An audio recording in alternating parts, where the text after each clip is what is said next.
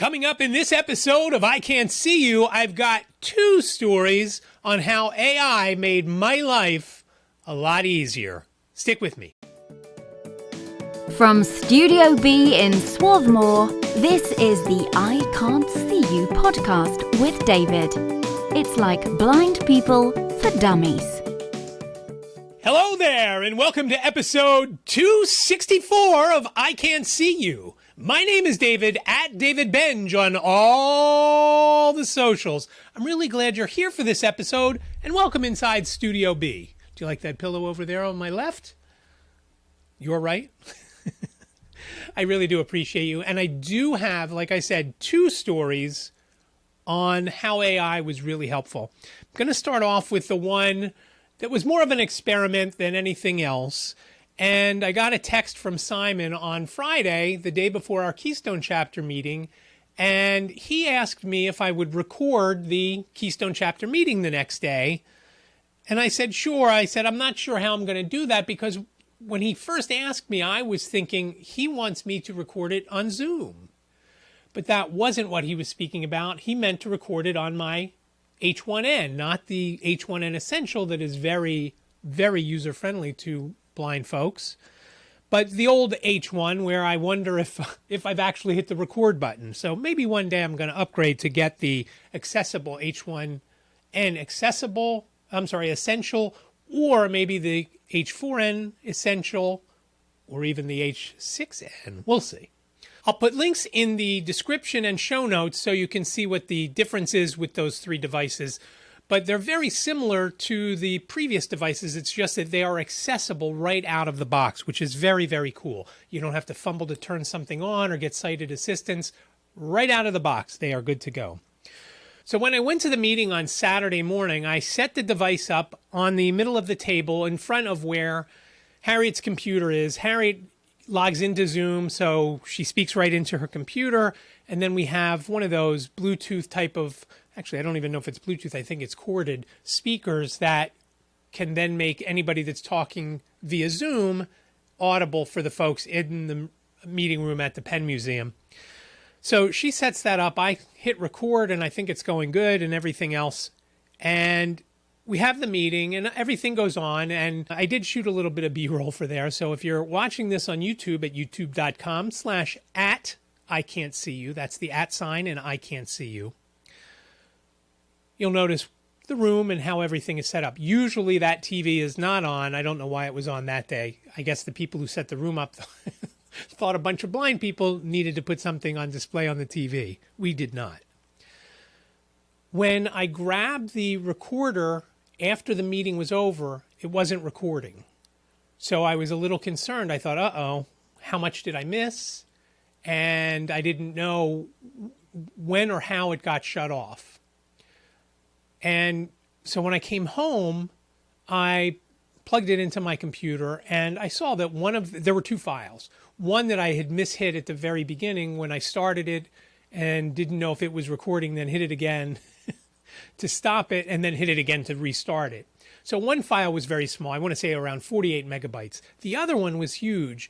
I don't remember if it was 1.5 or 2 gigs. Transferred it onto my computer. I'm thinking, man, do I want to listen to this? I just lived it a couple of hours earlier. So I said, you know what? I'm going to take it into Descript, and I'm going to transcribe it. That takes a few minutes. And then once I transcribed it, I took it over to ChatGPT, and I asked some of the prompts I used. You are the secretary of the Keystone Chapter of the National Federation of the Blind of Pennsylvania. I need you to create minutes from today's meeting. Here is an example of last month's minutes. And I uploaded to ChatGPT the April minutes that Simon had done. And then after it did that, it said something. I don't remember what it was. It's not important. I said, here are the minutes. Please use the same formatting. Please touch on all the different aspects of the meeting and give me the minutes. A couple minutes go by. Boom, it's done. It wasn't perfect, but it cut out me listening to the whole meeting again, or trying to figure out where I was going to put that huge file for Simon to get to and then do the minutes. So I corrected some of the things, and some of the things that were wrong were weird. It had people who were at the April meeting, but not at the May meeting. It had them as attending the May meeting. It had a couple of other issues that happened in the April meeting, but it then put them down for the May meeting. Meaning, we talked about the upcoming state convention coming up in November, but what we said at the May meeting was different than at the April meeting. So it got a couple of things wrong. So what I then did when it didn't have things right, I either corrected it or I said, can you give me just the state update, the state convention update? And it did in some instances. In others, like I said, I did it on my own. So within about, I don't know, half an hour to 45 minutes, I had the notes done. I had the meeting minutes done. I then sent them to Harriet and I sent them to everybody else. And I explained to them exactly what I just explained to you. Here's how I did it. And make sure you let me know if there are any issues. Nobody said there were any issues. Kat thought that there was a discrepancy with one of the numbers on some money. When the national convention comes around, that is coming in July in Orlando, each of the affiliates, the NFB of Pennsylvania is one of the 52 affiliates. You can kind of figure out, except for, what do you mean? There's only 50 states. The District of Columbia has an affiliate and Puerto Rico has an affiliate. So there are 52 NFB affiliates around the U.S. And then within those affiliates, there are chapters and divisions. The Keystone Chapter is a chapter in the NFB of PA. So every chapter gives money to the affiliate. In this case, Keystone gives money to the NFB of Pennsylvania. Then NFB of Pennsylvania gets together and pools all that money from the different divisions and chapters. The Pennsylvania Association of Blind Merchants is another division, or one of the divisions, and they gave money as well. So they pool all of that money, and then at National Convention, the money is given by the NFB of PA to the NFB. And it's always kind of fun to hear how much each affiliate is giving. Pennsylvania usually falls in the middle, doesn't give the most, doesn't give the least. But it's always interesting. And if you're wondering, Keystone gave $400 and the Blind Merchants gave $400. We do $400, at least in the merchants we did, because there are 4 funds that the money goes to. So we give an even amount like that and just spread it across 4 accounts. Keystone did $400, again, spread equally, but there was discussion. At one point, somebody had brought a motion to maybe do $75 for each of the funds, or a total of $300. But we didn't do that. We did the $400, and that was that. So the fact that it was able to do all that so quickly and so easily. Oh, and I then, before I sent it to anyone, I did take it into Grammarly because my grammar is not great, and ChatGPT's might be better, but it's just always better. It's like getting another set of eyes to take a look. And in this case, not really eyes in either case. So I sent it off and everything was good to go. So very, very helpful. I know there's a lot of folks that bash AI and when they take over, they're coming for you first. But as a tool, if you know the right prompts to put in, it just makes things a whole lot easier. I'm not saying it's going to write you a book, it's going to write anything. If you do the right prompts and give it the right information, maybe you can get something decent. You're still going to have to edit it, there's no doubt. But it was so helpful in that, and I was glad I did it because I don't know that I'll ever get a chance to do it again unless Simon misses a meeting or whatnot. But it was great to get that out very quickly, and I was glad that I could help Simon out with that. And I took something off his plate while also also helping my curiosity get fed. And that was something that I was really looking forward to. I didn't want to do it just out of, just in spite of everything else. I wanted to do it for a reason, not just an experiment without any benefits at the end, other than knowing. Now, if you're a longtime listener of the podcast, I used to start the show off by promoting either something the NFB of PA is doing, something Keystone Chapter is doing, or ask you when you need to purchase anything at Amazon.com to please use my affiliate link. And after going to Grow with Video Live a few weeks ago in Vegas, that wasn't the right thing to lead off with. At least on video, it's not. So I've changed it, as you've noticed. I said what was coming up in this episode, and then I got into it.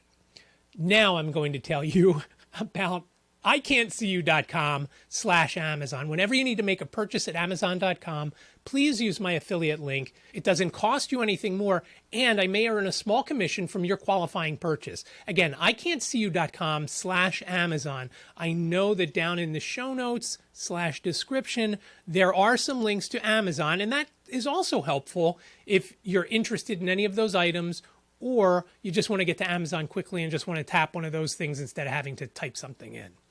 Any way you do it, when you go to Amazon, either by one of the links or by going to iCantCU.com/Amazon, I will earn a small commission if you buy anything. It doesn't have to be the thing that you click the link on below, because I know I've got my podcast gear and I have something else to add, which I don't remember the names of it. It's some Rode wireless mics, which are very cool, that I got when I was in Vegas for signing up for the coaching.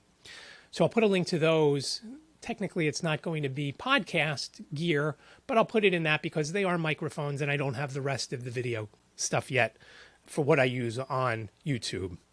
I'm hoping to upgrade the camera, but I'm waiting, and I'm going to New York, which I'll talk about in a little bit. I'm going to New York in the coming week to do some testing on an app that, if I have time, I may wander over to B&H. And we'll see what, I asked Liz what my budget is. She said, whatever you want to spend, which is not the right thing to say to me. But again, iCantCU.com/Amazon, whenever you need to make a purchase at Amazon.com. I really do appreciate it. Thank you so much. I don't do Patreon or any of those other buy me a coffee, things like that, because I don't think that's right. I'm not going to stick my hand out and ask for you to give me some money just because you like my podcast. If you want to support the podcast, use the Amazon link. Again, iCantCU.com/Amazon. I really do appreciate it. Like I said, thank you so much. All right, the bigger AI story for me this week was when I had to order Taltz. Taltz is an injectable that I take for psoriatic arthritis, and every 4 weeks I get a text message from Optum Rx, which is the specialty pharmacy that I get the medicine from, because it's ungodly expensive. I can't just run over to CVS and pick it up. And I clicked the link in the text message, took me to, I think it was called Optum Rx Express. Express being the misnomer here, at least for me, and I'll tell you why. When you go to the page, you're asked to enter 3 things: last name, zip code, and date of birth. Easy enough. I entered it. No problem. It then takes you to another page where it asks you a series of questions, and they're yes and no questions. Do you have any side effects? This or that and the other, blah, blah, blah. Do you need to speak to a pharmacist? That's the last one. And I always click no because I haven't had any issues that they need to know about. I click next. I then get to the page where it's time to actually place the order. And it asks me to verify my address where I want it shipped to. And I hear it say button. And I partially hear 1425, but it doesn't finish. And so I'm like, that sounds like it's right. So let me double tap that. I said, let me double tap that. Let me double tap that. Nope, didn't work. At least I didn't know that yet. I go down a little bit further and I hear button, button, button, button, button. Maybe there were only 4, maybe there were 5, I don't know. But there were 4 or 5 buttons that were listed under what date would you like it to arrive. Doesn't read them to me what they are. I was doing this on the Wednesday or a Thursday. I'm like, okay, they're not going to deliver it on the weekend. Let me go down 3 buttons and double tap. Go down 3 doubles, double tap, nothing. I go to check out, it won't let me. I'm like, okay, what am I going to do? How am I going to get this order done? I could call, but you know, when you call, you got to go through a whole lot of other things. You've got to listen to all those questions. I've already known all those questions, already said, no, I don't want to do that. I thought, well, this is a good experiment, another good experiment. What I do when something is inaccessible, I take a screenshot and I click share on my iPhone, scroll down, I search for Describe with Be My Eyes. Within Be My Eyes, they have an AI component. And the description that they give with that is outstanding. And I'll talk more about the AI in that and in seeing AI in a minute. I click Describe with Be My Eyes, but then it goes to the Be My AI. So it says, wait, you got to wait. Comes up with a description, and it tells me everything about the page. Sometimes when I do it, it will tell me the answer that I need to know. Other times when I do it, like in this instant, it didn't tell me what buttons were checked. And again, I had scrolled back up to the top when I did the screenshot because I first wanted to check the shipping address. So when it didn't say if it was checked or not, I asked, are any boxes checked? No boxes are checked. So I discarded that photo. I went back into Safari to the page, and I got to where the address was listed. And again, it never said the full address. I kind of think it was starred out. I think it said 1425, and then I think there were asterisks there. What's the plural of asterisks? Think about that. I don't know the answer. So I knew that button that was there, when I heard 1425, I turned off VoiceOver, keeping my thumb around on the edge of the phone. And if you're watching on YouTube like this, to where I needed to tap coming across a little bit, and I basically would hold the phone at the edge with my thumb at the edge, right near where the button would be. But again, not touching the screen because I don't want to touch the screen and have it click on something else. And I touched the button, and I noticed something changed. Something lit up. I don't know what it was. I turned VoiceOver back on. I scrolled a little bit so I could get the next group of questions, but still leaving that other question there. So when I took the picture in, again, I took a screenshot, took it into Be My Eyes, and it gave me another description. It said there's an address, and then there is also some dates. And I said, are any of the boxes checked?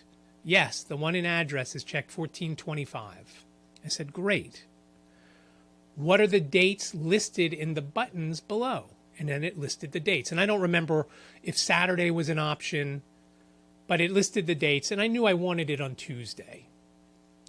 So I knew that Tuesday was 4 down from the top. And so again, I put my thumb on the part of the phone that's actually on my case, right next to where I need to hit after I had disposed of that image, and went back into Safari on my phone, turned VoiceOver off, hit the button, and then turned VoiceOver back on. To confirm that I checked the right box, I then took another screenshot and went back into Be My Eyes and back into Be My AI. It gave me the description. I then asked what buttons were checked. It told me the address and the Tuesday date. Perfect. I scrolled down, I discarded that, scrolled down on the web page there on my phone, hit the button that I don't remember what it was called, submit or review or something like that. Gave me all the review stuff. I then checked out. It then asked me to take a survey. And I thought, this is great. I would love to take a survey. I clicked yes or next or whatever it said, and I took a survey. How easy was it to use whatever it was, Express? 1 to 10. I gave it a 5. It wasn't hard to use, but it didn't really work with VoiceOver. It wasn't terrible. It did ask me the questions. It just wouldn't let me hit some of the answers, which of course is an issue. Then it asked me another question, and then it said, what's one thing that we could do to make it better? And I said, make it accessible. I explained how I went through and how I had to go through. And I said, this is not expressed to a blind or visually impaired person. It just took too long. What would take a sighted individual probably 2 or 3 minutes to complete this took me 10 to 15 minutes, because I had to wait while Be My Eyes wrote the description and then answered my questions when I had to ask them. I had to every time, take the screenshot and go in there. But here is a way, and I asked Ziggy, and of course Ziggy doesn't read, and if he could read, I don't know how I would understand him if he told me what to do. And I think that would floor us both, to be honest. So I thought, man, if I only could have had a screen recording of that. And I guess it's better that I didn't, because I don't remember if it had any other kind of medical stuff up there of me, or just, my name, my date of birth, and my zip code is probably enough for somebody to steal my identity. But it was just, I felt great about it, even though I was frustrated that I had to do it that way, because I think about some of my friends who live by themselves. And they tell me, well, maybe I'll get IRA, which is where you can call a live agent to help you. Or maybe I'll wait until so-and-so comes over to help me. I didn't have to do that. And I did the screenshots, and it made it so much easier for me. I thought, maybe I'll just wait until Liz comes home. I don't want to do that. I don't want to have to rely on her or anyone else if I can figure out a workaround. It's not a great workaround. And as me and a lot of my blind and visually impaired friends say, it always takes us longer to do anything anyway. But this is one of the reasons why, because we have to do it differently, because somebody didn't build something right. It's not built right. So it was great that I felt great that I could do it. And it made me happy that I was able to do it, and that I didn't have to use someone else and waste somebody else's time, like Jane or Liz or my neighbor. I would never ask my neighbor for that, because we're not on that kind of basis. I don't think. Maybe we are. But that was very cool that I was able to do that. Not great that things weren't coded right and wasn't accessible, but it was great that that option was there for me. And one thing is always very cool. After our Keystone meeting, we always go out to lunch, and Be My Eyes is always my go-to if I need to know, for example, what's on a menu or what's in an image. That's the one I use. If I need something quick, like if I'm walking around 30th Street Station in Philadelphia, or an airport, or Moynihan Train Hall in New York, I just take my phone out and I use Seeing AI, and I just kind of wave it around. And one day I'm sure that's going to bite me in the butt, but I wave it around and I listen to hear what the signs say. Sometimes it's not quite as waving around like this. Sometimes I keep it closer to my ear because it's busy and it's just harder to hear, because I usually don't keep my earbuds in. But after the Keystone meeting, we went to lunch, and I took an image of the menu, and it read me the menu, and I knew what to order. The menu looked different. That's the only reason. We went to New Deck Tavern, which is a place that we usually go to. So we kind of already know what they have. But again, the menu looked different to me, and I wanted to make sure it had the things that I wanted to order. Seeing AI, I love to use, like I mentioned, when I'm out and about, because they have a short text description. In fact, when I get the mail, I just say to Siri, "Hey Siri, what does this say?" And it will open up. It will then go right into short text on Seeing AI. And as you can hear, whenever it sees something, it starts, it's reading my notes. That's kind of pretty neat. And that's what it does. It reads whatever little blurbs of text that it sees. It read the Evian box down below. It will read signs as long as they're not in a crazy type of font. And it does do, I got a check today from someone who was making a payment to Keystone, and I wanted to make sure the dollar amount was right. So I took it out. You have to take an image. When it comes to taking an image and it's something I want to read, most times I will use Be My Eyes. Sometimes if I'm already in Seeing AI and the mail comes and I say, I wonder what this is about, I'll open it up and I'll hold it at arm's length, and then I'll take an image of that, and then Seeing AI will read it to me. I just don't like it as much, Seeing AI that is, I just don't like it as much to do descriptions. The description that Be My Eyes does is outstanding. Both apps are free, so even if you're sighted, and it's a great tool to use just to check it out if you want to take a look. So again, Be My Eyes or Seeing AI. Seeing AI was developed by Microsoft. Again, you could get them both in the Apple App Store. Ironically enough, we just dropped episode 102 of White Canes Connect. And I say ironically enough because the title of that episode is Digital Accessibility for All. We had on Bob Moran from Accessibility Shield, and we had Dennis Zahner from Sites for Hope, one of their clients. And they talked about accessibility of websites and accessibility of apps. And it's something that Accessibility Shield does. Lisa and Simon do the show. I was a little disappointed because I couldn't be at the first recording. So instead of when we had to reschedule for whatever reason it was, I said, you know what, it's okay to, Lisa, go ahead and you and Simon still do it.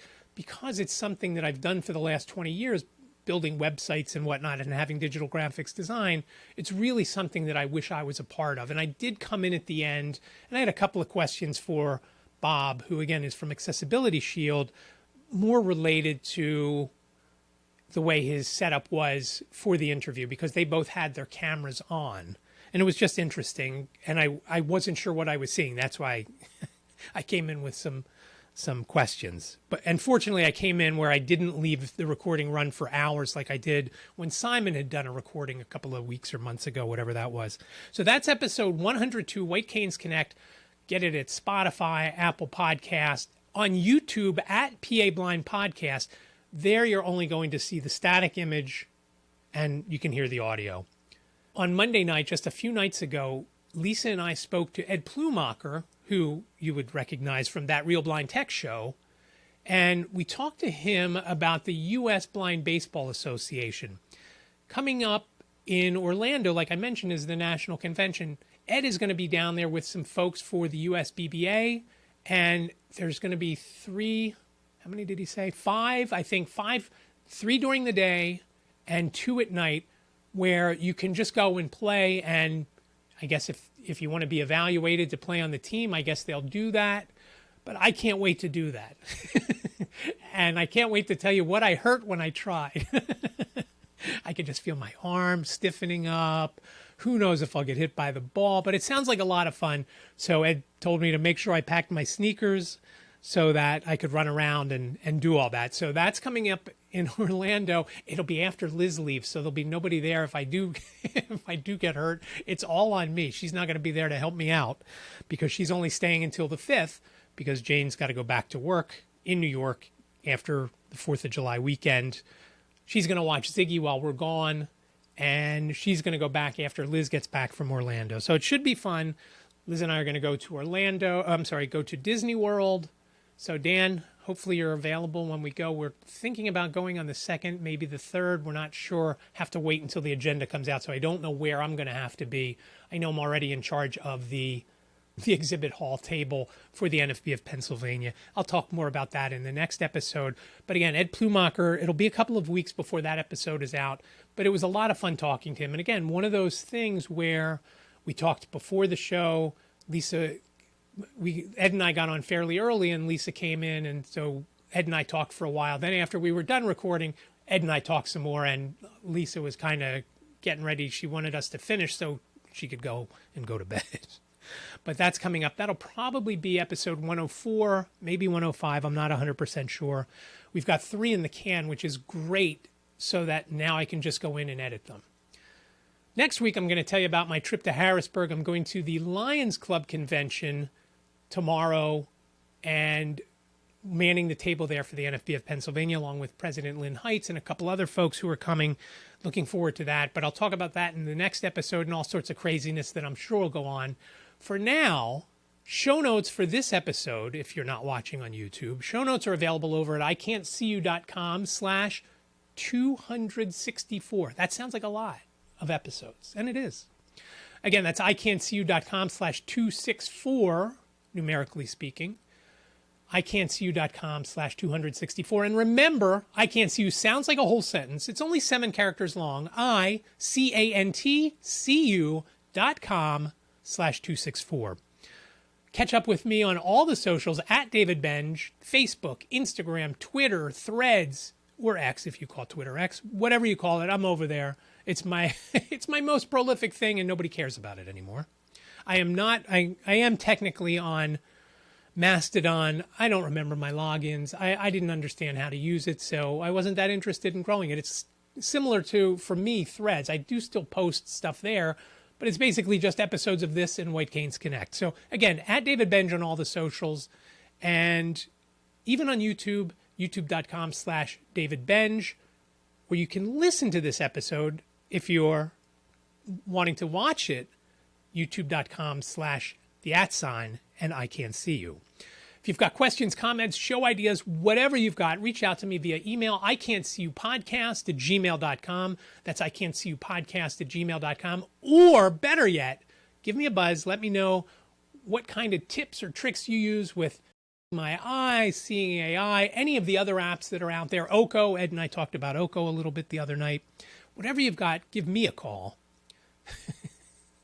The number is 646-926-6350. Again, 646-926-6350. You've got up to 3 minutes. Please leave your name and town if you do leave a voicemail. And barring anything crazy that you may say, I will use it in an upcoming episode. And I really do appreciate it. I'd love to hear from you. Again, 646-926-6350. Thank you so much for listening to this episode of iCantCU or watching. Please like, subscribe, whatever you need to do on whatever platform you're consuming it. I'd really appreciate that as well. And tell your friends if you think you like it, or you think they would like it, or you think I'm funny looking, whatever. Let your friends know, and I would really appreciate that. Thanks again for watching and listening. Be well, stay safe, and I'll talk to you in the next episode. Thank you for listening to the I Can't See You podcast with David. Please rate, review, and subscribe to the podcast wherever you listen. And don't forget to share the podcast with your friends.